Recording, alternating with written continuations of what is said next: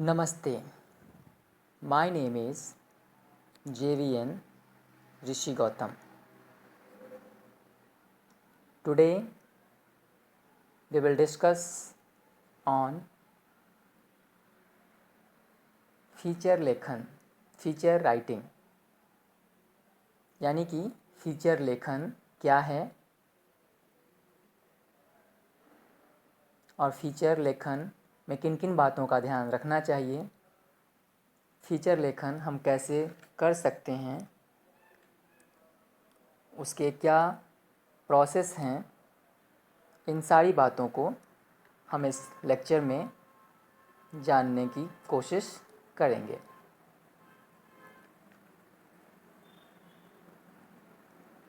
आज हम समझेंगे कि फीचर लेखन क्या होता है। इसके साथ ही हम कुछ उदाहरण भी देखेंगे।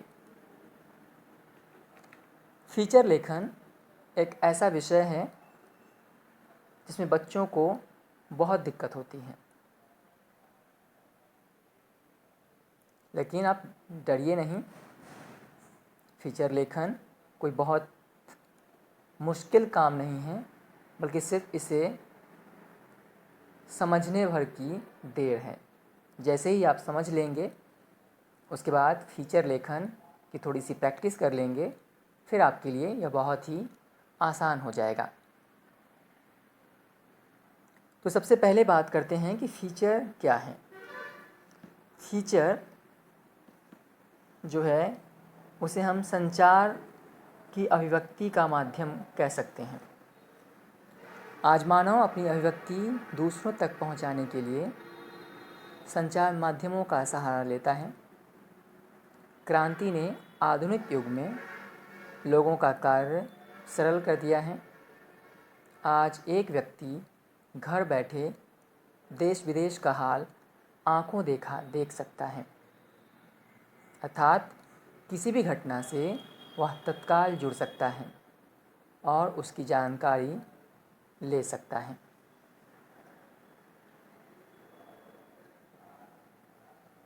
लेकिन संचार के अनेक माध्यम जैसे कि मोबाइल, कंप्यूटर, इंटरनेट, डाक, पत्र, पत्रिका आदि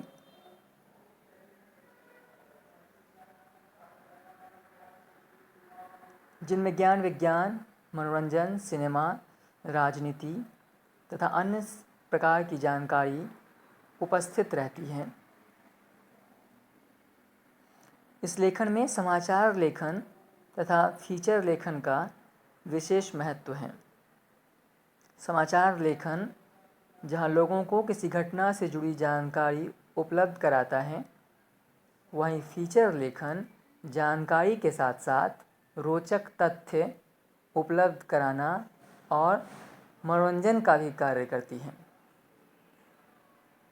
यहाँ यह बात ध्यान देने के लिए है कि जहाँ समाचार पत्र उल्टा पिरामिड शैली में लिखा जाता है, मतलब कि समाचार पत्र में जो खबरें होती हैं, न्यूज़ होते हैं, वह उल्टा पिरामिड की शैली में लिखा जाता है। अर्थात समाचार शैली में आरंभ से पूरे घटना का विस्तार देते हुए सार की ओर अग्रेसित होता है।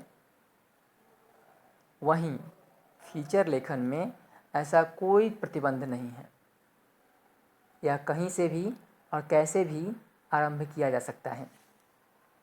बस इसका एक ही नियम है कि यह चुटीला, रोचक यानी कि इंटरेस्टिंग, मज़ेदार और आसान भाषा में, या कहें कि यंगस्टर्स की भाषा में, जो युवा हैं उनकी भाषा में, चाहे वो हिंदी इंग्लिश मिक्स भी हो सकता है, जिसे हम हिंग्लिश कहते हैं, तो उस तरह से लिखा जाना चाहिए जिसमें उनकी रुचि बनी रहे। क्योंकि जहाँ जो ज़्यादा एज के लोग हैं, या फिर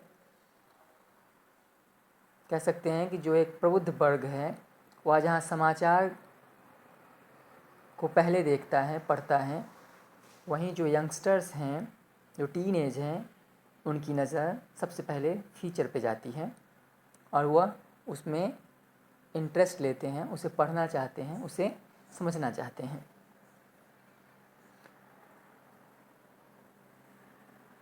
तो फीचर लेखन किसी घटना का सजीव चित्रण होता है। अतः इसमें पात्र की भूमिका अहम रहती है। वह फीचर लेखन में अग्रणी भूमिका निभाता है। सारी घटना उस पात्र के इर्द गिर्द ही घूमती रहती है। पात्र इसमें सजीव होता है, चलायमान होता है। फीचर लेखन का मुख्य कार्य पात्रों के द्वारा घटना का प्रस्तुतिकरण है। इसकी शैली आकर्षक होनी चाहिए ताकि एक पाठक इस कला से तन्मयता और एकाग्रता के साथ रुचि लेकर पढ़ सके। फीचर लेखन क्योंकि मनोरंजन के साथ साथ सूचना और ज्ञान भी देता है, इसलिए यहाँ पर इस लेखन में रुचि उत्पन्न करना अति आवश्यक है। जी, तो इससे पहले भी हमने बात की थी कि इसमें रुचि अवश्य होनी चाहिए। और एक और जो महत्वपूर्ण बात यहाँ निकल के सामने आई वह यह कि फीचर में क्या होता है, मनोरंजन भी होता है और साथ ही साथ सूचना और ज्ञान भी होता है। यानी कि मनोरंजन के साथ साथ उन्हें आप सूचना और ज्ञान भी देते हैं। जहाँ समाचार पत्र कई प्रकार के बंधनों से बंधा होता है, जैसे सिर्फ और सिर्फ घटना की जानकारी देना, उल्टा पिरामिड शैली में लेखन करना आदि। इस प्रकार की बाधा फीचर लेखन के साथ नहीं है। फीचर लेखन आकर्षक तरीके से लिखा जाता है। फीचर लेखन समीक्षा शैली के निकट है, या यूँ कहें कि फीचर लेखन और समीक्षा शैली एक दूसरे के पर्याय हैं।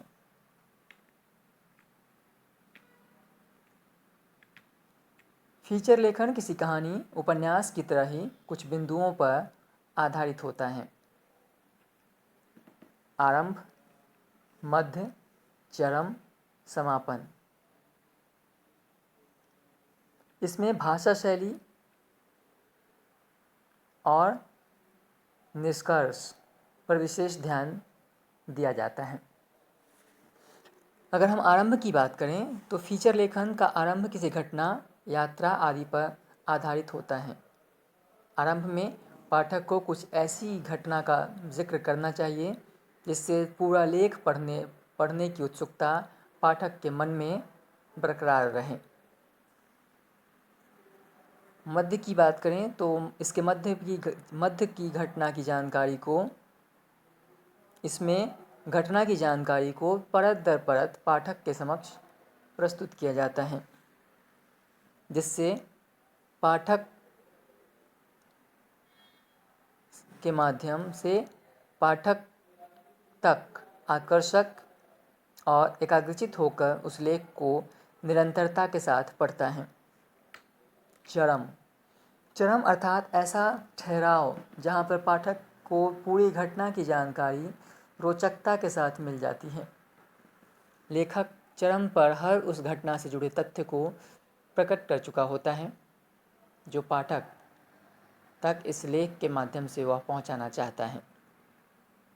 समापन ऐसा बिंदु है जहां पर पूरी घटना को प्रस्तुत करने के उपरांत लेखक कुछ सवाल, कुछ विचार व कुछ प्रश्नों के साथ इस लेख का समापन करता है। इसके उपरांत पाठक अपने मन और विवेक के अनुसार इस लेखन पर विचार करता है। धन्यवाद।